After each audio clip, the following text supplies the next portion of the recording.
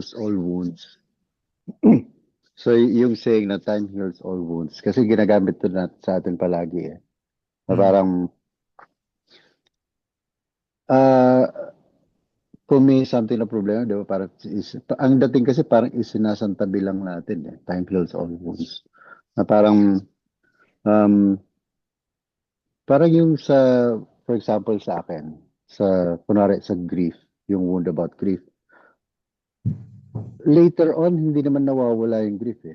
Natututo ka na lang nadala-dala mo yung grief all the way, all throughout. So parang, in concept, hindi naman talaga siya nag-heal. Nakakalimutan mo lang.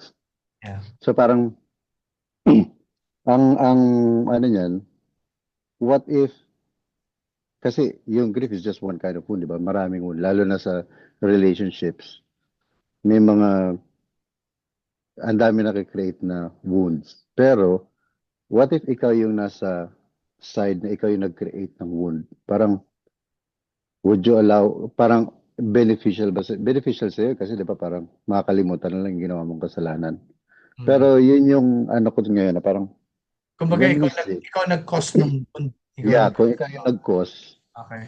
parang, ano ba, akma ba itong concept na to dapat or alam mo yun, parang ganun. So, anyway, when we hold on to yung mga pagkakamali natin, ang nangyayari kasi parang, di ba, especially with our relationship with God, when we wrong ourselves against God, parang ginagamit din ng kalaban yun to separate us from God. Di ba? So, ang ginagawa usually ng kalaban, ng evil, is syempre, i-guilt trip tayo dun sa kasalanan natin, di ba? Yeah. Kasi once you have that guilt trip, parang mas mahirap bumalik. Mas mahirap kausapin yung taong kung saan ka nagkamali. Kasi parang, alam mo na ginawa mo, tapos i-accuse ka pa. Di ba? So parang, yun yung mga yun yung, alam naman na natin kung ano yung qualities ng devil, di ba? The greatest accuser, tapos sometimes, tulad yan, i-deceive ka. Parang yung time heals all wounds, i-deceive ka na parang, sige, bigyan mo muna ng time para umokay lahat. But then again, hindi ka pa rin nakahingi ng tawad dun sa ginawa mo kasalanan kasi hinayaan mo na lang na makalimutan. Parang gano'n. Pero, when it comes to God, ano bang ang sa ano ko, somehow sa research ko, ang hinihingi ni God sa atin whenever we make a mistake is to acknowledge our sin, di ba? Yeah. Acknowledge, and then to repent with our sins, and then seek forgiveness for our sins. Kasi in the first place, kung hindi mo alam yung kasalanan mo, Yeah. hindi ka magre-repent at hindi ka magsisik ng forgiveness. Kaya nga binigay sa atin yung sa Old Testament, di ba? Para maano tayo, mag-guide tayo. And then before ako naging Christian, somehow, meron na akong inkling na parang alam ko na anytime pwede akong lumapit kay God. Kasi, dahil dun sa kwento sa Luke 15, yung about the prodigal son. Na alam natin na yung prodigal son, kahit nakapariwara siya, alam niya na hindi siya worthy bumalik, pero tinanggap siya nung tatay. So parang dahil dyan sa kwentong yan, alam ko na parang anytime meron akong babalikan na tatay. Pero, somehow naging sort of licentiousness na yun sa akin na to do hindi naman to do bad things, pero to commit yung minor sins, para okay lang yan. Kasi lalo na kung aanuhin natin sa moral sa ng sa society, parang may pinapanood kami minsan na okay lang na magnakaw siya kasi bibigay naman niya dun sa mga may hirap. So parang idol, parang grabe ang ano talaga ng heart mo kasi tumutulong ka sa mahirap. Nagnakaw ko eh. Paano naging tama yun, di ba? So parang sa atin na to take advantage natin yung mga ganung bagay na minor things, parang okay lang yan kasi hindi naman Kumbaga, kumpara sa pumatay ka ng tao, ano lang naman to, konti lang naman. And yet, sa perspective ni God, sin pa rin yun. So parang on vertical perspective, nagkakamali ka pa rin. So parang on our everyday basis, meron tayong mga small tendencies to sin, ano.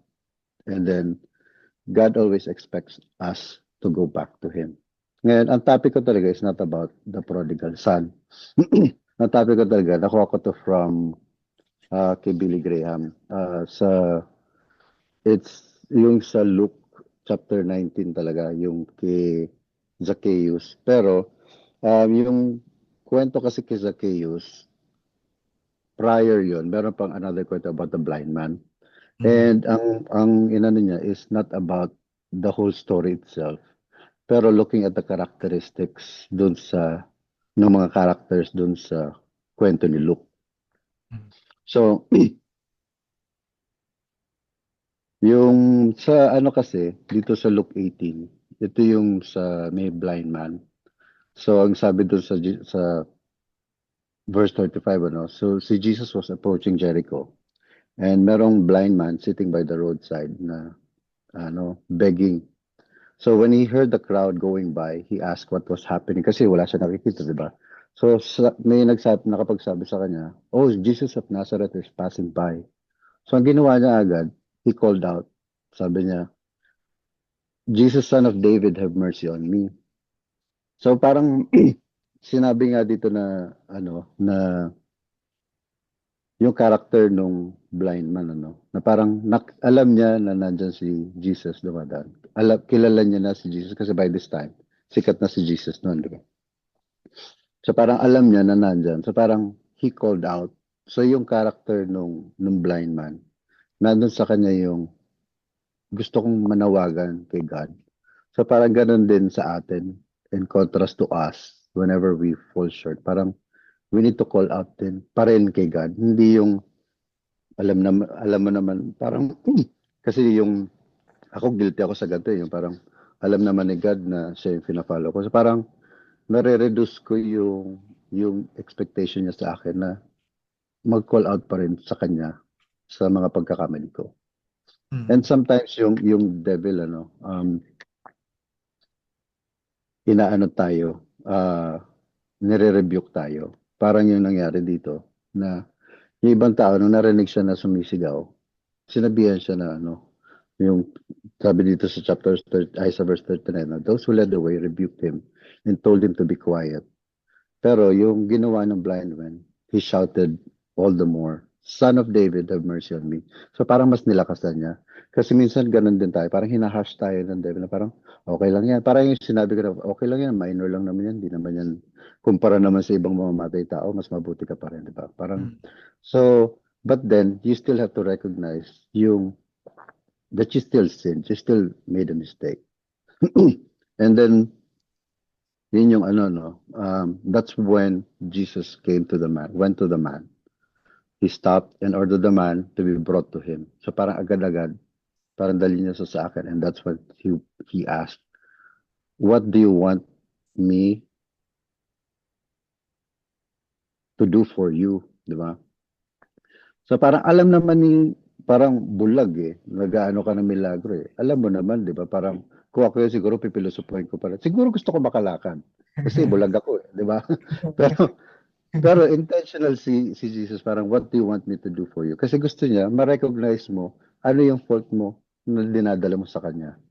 So parang yun yung isa yung mga characters that he wanted, na parang you have to be intentional with yung conversation with God. Like if you made a mistake, what do you want me to do for you? So parang i-recognize mo yung sin mo. It's one way for you sa pag-repent mo to seek your forgiveness, to acknowledge your sin, di ba? Dapat So, specific. yeah, specific. And ganun din nung time na nandun siya yung sa chapter 19. Ito naman yung kay Zacchaeus. Kasi di ba, alam naman natin nangyari doon, he healed the blind man and then he went on his way. Ito continuation to nung nangyari. Kanina, approaching lang siya ng Jericho. Ngayon, papasok na siya ng Jericho. And as he was passing through, si Zacchaeus, alam naman natin kung sino siya, tax collector, saka nandadaya siya, di ba? He also wanted to see who Jesus was. So parang on both characters, andun yung eagerness nila na gusto nila makita si Jesus. And ang ginawa niya, since maliit siya, umakyat siya sa puno. So nandun din yung intention niya. Just like yung blind man. Para silang may intention. Yung blind man, di siya makakakyat kasi bulag siya. So all he can do is to shout out kay Jesus. And yung character naman ni Zacchaeus, since he was short, he had to do something. Kaya umakyat siya ng puno to see Jesus. So parang on both sides, meron silang intentions and they did something to overcome kung ano yung hindi nila kayang gawin. Ay, kung to overcome para lang ma-approach nila si Jesus. Diba? Yung blind man, he called out, and then si Zacchaeus, because he was short, he climbed a sycamore fig tree. So, ganun din yung in parallel sa atin, parang we always need to find things or find ways to overcome yung mga shortcomings na natin. Kasi minsan, nagdadrive ka, tapos parang, ay, may ginawa ka mali doon sa isang kotse or what. Para instead na hindi ka naman makapag-seek ng forgiveness doon kasi nalagpasan mo na yung kotse. So parang instead na hihingi mo na lang tawad kay God at that time, hihintayin mo pa makauwi ka sa bahay. So parang may mga instances that stops us or nilalagyan tayo ng obstacles to stop us from reaching out to Jesus, reaching out to God. Pero just like yung blind man at si Zacchaeus, pareha sila, they both found a way, they tried to find a way to be able to reach out to Jesus. Yun yung yung parallelism na nakita ko doon sa kwento nila. And ito naman yun yung on part of us as mga tao, we need to reach out to Him. And when we reach out to Jesus, to God, ito naman ang gusto niyang gawin, ano. So, nung umabot siya dun sa spot ni Zacchaeus, he looked up and sabi niya, Zacchaeus, come down immediately. I must stay at your house today. So, ang ginawa ni Zacchaeus, he came down at once. So, parang ang nag-strike sa akin dito is yung immediately and at once. Na parang, si Jesus mismo yung nagsabi, come down immediately. Hindi yung, pagdating, sumunod ka na lang dun sa bahay ha, magkita na lang tayo dun. Hindi ganun eh. Bumaba ka ngayon. So parang, and then going through, parang napansin ko ngayon na parang si Jesus is immediate. May hilig siya sa immediately. Yeah. Diba? So parang, tulad nung sa Matthew 4, sabi niya dun sa disciples, yung pinano niya yung mga disciples, diba? Nung namimili siya ng disciples, sabi niya, come follow me.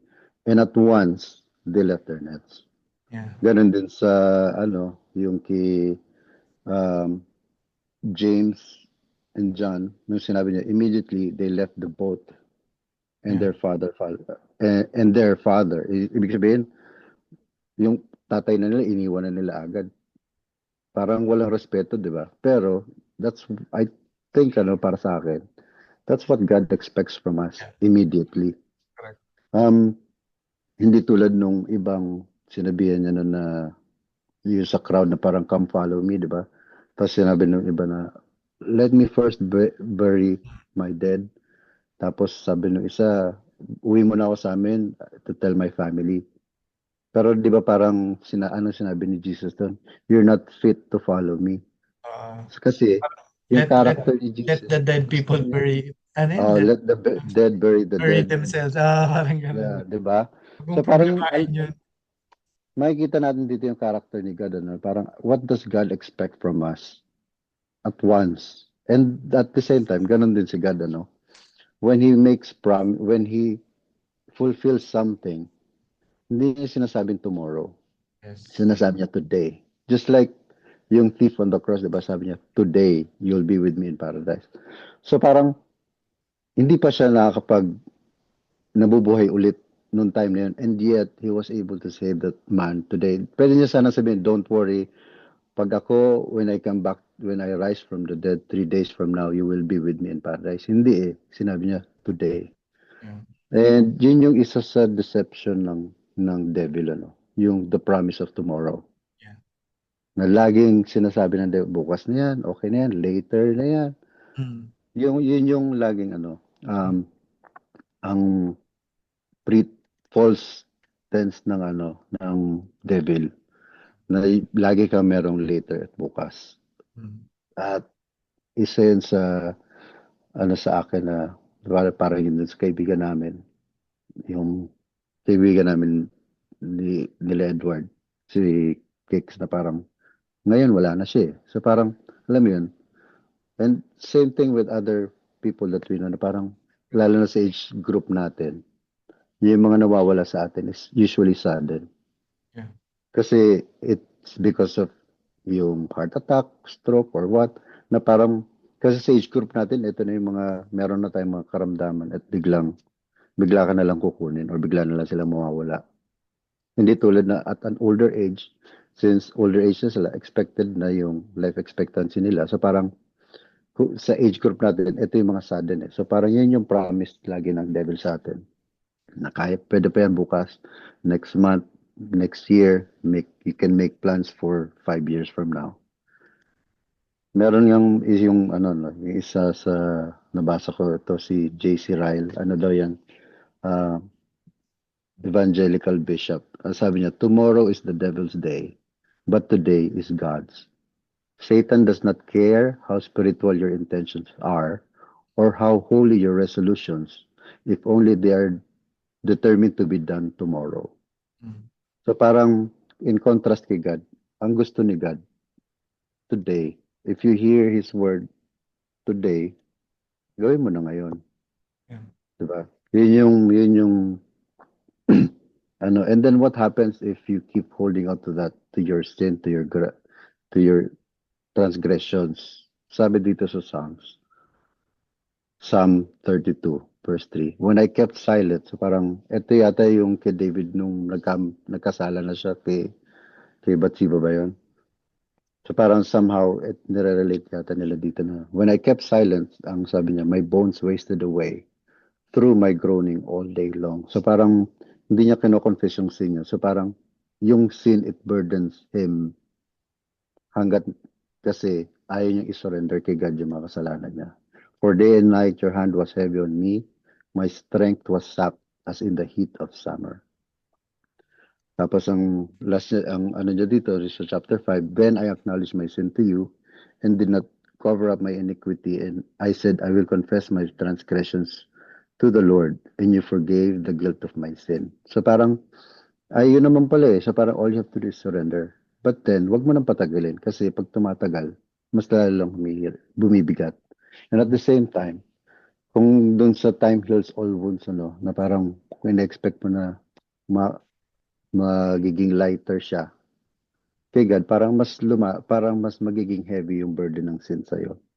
Kasi ang tendency, the more you prolong, nakakalimutan mo na yung gravity ng sin mo. And then, when you confess, and then when you confess, when you acknowledge your sin, hindi na ganun kabigat yung nagawa mong kasalanan sa Kanya. Para ang dating sa'yo, wala na to Lord, okay na to, okay na tayo, di ba? At compared sa kung ginawa mo siya at that time, na parang, grabe, mali pala ako doon. Nagkamali pala ako sa'yo doon. So parang, yun yung danger of prolonging your sin. So, another thing that stops us from confessing our sin, is yung character din ng tao around Zacchaeus. Kasi sabi dito, sa chapter 7, sa verse 7, sabi niya, all the people saw this and began to mutter, he has gone to be the guest of a sinner. So para anong character ang pinapakita dito doon sa mga tao around Zacchaeus? So para ang impact nito is they're self-righteous. Kasi dinidistance nila yung sarili nila from Zacchaeus. Zacchaeus is a sinner, kami hindi. But then, Zacchaeus had the chance, the opportunity to meet Jesus. Compared dun sa mga self-righteous, you're blocking yourself from meeting Jesus kasi you're thinking na you're righteous, okay ka na. So parang ganun din tayo sa sin minsan na parang yung sinabi ng example kanina, okay lang magnakaw kasi bibigay ko naman sa may hirap or ipantutulong ko naman. So okay lang tong kumupit ako ng konti. So yung tendency na outweigh mo yung sin with the benefit na ginagawa mo. So parang yun yung self-righteousness. It's small things that could lead to big things that could stop you from seeking mercy from going back to God. So parang isa yan sa big obstacle na kailangan natin lagpasan. Especially ako, guilty rin ako dyan minsan eh. Kasi lalo na ngayon na Christian, parang feeling ko, parang okay na yan. Kasi mas close naman ako kay God ngayon kumpara ng last time. Mas may relationship ako ngayon kumpara ng last time. So parang I take it for granted. And I think it's still the devil that's whispering it to me na parang to stop me from going back to him, no? Kasi I'm sure when I meet him someday, he's gonna use it against me. Naalala mo noong time na yon na hindi ka agad bumalik sa akin. So parang yun ano, parang uh, yun yung mga ano. So what do we have against all this na yung obstacles to ano na kailangan natin lagpasan na nagpe-prevent sa atin from returning back to Him. First of all, and first and foremost, yeah, sa akin na lang, biggest thing is yung intimacy natin with God. Para just like having a relationship with someone, yung intimacy is important. Not yung romance intimacy, pero yung intimacy between people. And ginagawa natin through constant conversation. Ewan ko kung lahat naman yata tayo naabutan natin yung landline, ano. Yung mga time na nakikipag-telebabad tayo sa mga nililigawan or naliligaw, di ba? Parang you take that time, constant conversation over the phone to know somebody, to be more intimate with someone. So parang yun din yung ina-expect parang hindi naman ina-expect, yun yung kailangan natin gawin on our part is constant conversation with God. Yeah. And how can we achieve this is through prayer. So, kasi nga yung prayer, ako hanggang ngayon, minsan na-overlook ko yan na ang prayer, ginagamit ko siya as parang huling bunot na parang, Lord, tulungan mo ako. Or, Lord, tulungan mo na ako dito. Na parang, hindi yung kumikailangan ako or kahit na ba hindi huling bunot, yung first thing of the day. Pero ang start ko ng prayers, Lord, tulungan mo ako about something. So parang, I only open up to prayer or there are times that I open up to prayer just because I need something from Him. Yeah. I need guidance, I need something. Pero hindi yung constant conversation na parang parang yung hindi naman sa kukumustahin mo siya kasi alam naman natin na lagi siyang ano, di ba? Pero siguro kumusta ng tingin mo sa akin, yung ganun. So a prayer sabi nga ang napag-aralan nga natin, a prayer is a conversation. It's not just asking. So yun yung kailangan nating i-exercise more to have a healthier intimate relationship with God, no? And then another one is still to getting to know. Kasi tuloy na sinasabi ko, if yung may nanliligaw or maliligaw, yung mga ganong face, you want to know that person more. Ngayon si God, kilala na tayo ni God eh. Bago pa tayo pinanganak, alam na ni God kung magiging sino ka. Tayo na lang ang hindi nakakilala kay God. And mangyayari lang lahat yan if you keep reading the scripture, the Bible. So parang tulad nga nung sinabi ko, when itong kwentong ito, all throughout, I've seen this as yung kwento sa Luke about the blind man, especially kay Zacchaeus. I've seen it as a story of salvation, di ba? Mm-hmm. Pero Nung narinig ko yung Kibilig Graham, parang it opened up my eyes to a different angle about the story. Yung characters of the story na parang, nga, no? Yung character ni God, gusto niya immediate. Yung character ng tao, may mga self-righteous. Yung character nila Zacchaeus and yung blind man, na meron siya lang shortcomings, and that they find ways to overcome that, to find and look and meet Jesus. So parang,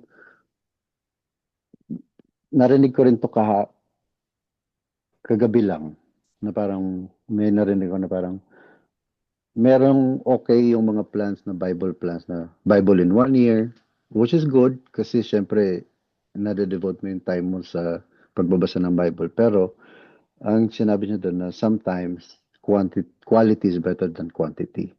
Na matapos mo man yung buong Bible from cover to cover in 1 year, kung you're just reading it just to be able to finish it, it's different compared sa quality ng reading. Kasi sabi nga niya, parang there are times na sa isang araw, isang verse lang ang kailangan mo para i-meditate for the whole day. As compared sa tapusin ko na lang itong verse na to kasi kailangan ko matapos yung chapter para maabot ko yung goal ko na at the end of the week tapos ko itong chapter na to. So parang kasi when you read quality, yung the Bible with quality over quantity, you're allowing Jesus to speak to you. You're allowing God to speak to you compared sa you're just trying to finish to reach your goal. So parang, kasi lagi tayo may ganun, di ba, na parang, magba-Bible plan ako para sa devotion ko, para matapos ko ito. Pero, minsan, if God tells you to pause and wait and contemplate and meditate, parang, let it be kasi that's how He speaks eh. Hindi na siya nagsispeak to the prophet eh, kaya meron tayong Bible, di ba? So parang, and ako, because of all these things, and I'm thankful, swerte rin tayo at this age na parang kaya natin tong gawin lahat. Especially dahil sa ultimate sacrifice ni Jesus na He became our mediator to God, that we can openly pray to God anytime. Kasi isipin mo lang doon sa Old Testament, bibili ka pa ng kalapati, bibili ka pa ng tupa para lang ma-atone mo yung sarili mo kay God, di ba? So parang thankful ako kay Jesus kasi ginawa niya yung ultimate sacrifice. At this age, kaya na natin gawin lahat ito ng anywhere, anytime. Pwede kang lumapit kay God to seek for atonement, for forgiveness sa mga pagkakamaling ginawa mo. And at the same time, He gave us the gift of the Bible then to allow Himself to speak to us without the need for mediators or prophets. Although, syempre, meron ding He still speaks to us through different media. Naniniwala ako doon. May mga times na meron, kunwari, merong kami pinagtadaanan, tapos pag on mo ng radyo, biglang yung tugtog parang may binubulong sa'yo, na parang okay lang yan, mapabob Marley man yan na everything's gonna be alright. Sinasabi pa rin sa'yo na parang, naniniwala ako na si God pa rin nagsasabi sa akin, na parang, He uses other media. Kasi kahit paano, kahit na si God existed long before time, Yeah. naniniwala ko, techie pa rin si God eh. And He uses yung technology na, syempre yung Facebook feed mo. It also depends on you kasi minsan, di ba, yung ginagamit din ng kalaban minsan yun to insert kung ano yung gusto niyo para i-disrupt ka. Pero tulad nga nun, if you immerse yourself into positive, kunwari, godly things, si God yung papasok sa'yo. So parang sa Facebook feed, no?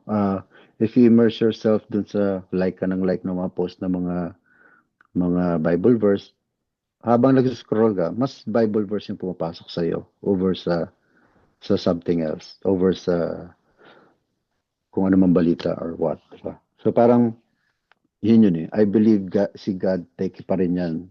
Kasi nga, He existed before time and yet He is the end of time. So parang, kaya niyang sabayan lahat, So, thankful ako dyan sa gift na binibigay ni God sa atin that we'd be able to go back to Him. So, ang ang ano ko dito, no, sa closing natin. So, next, whenever moving forward, whenever we make mistakes, whenever we sin, whenever we fall short of God, no, parang should we make God wait? Mm. Yun lang yung sa akin. Yun. And thank you. Galing. Short Ah, lang.